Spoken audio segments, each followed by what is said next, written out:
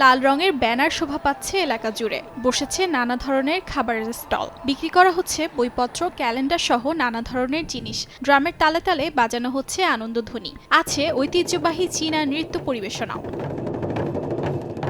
স্থানীয় সময় বৃহস্পতিবার চীনা নববর্ষ উপলক্ষে চীনের সাংহাই শহরে বসে এই বিশেষ আয়োজন। উৎসব স্থল ঘুরে দেখার পাশাপাশি মুহূর্ত ক্যামেরাবন্দি করে রাখেন কোনো দর্শনার্থী। ডিপ ফ্রাইড শালগমের কেক, স্প্রিং রোল এবং অন্যান্য খাবার এখানে খুব জনপ্রিয়। আমরা এখানে রাতের খাবারও এনেছি। আমাদের ঐতিহ্যবাহী খাবারগুলোর প্রতি তরুণ প্রজন্মের উৎসাহ আছে। আমি আশা করছি বছরের অন্যান্য সময়েও এমন আয়োজন হবে। শুধু চীনা নববর্ষই নয়, অন্য উৎসব ঘিরেও বাজার বসানো হবে।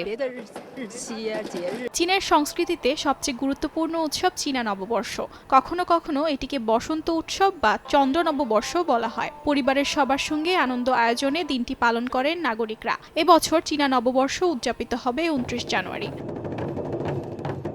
অর্জিতা শাহজিন, সময় সংবাদ।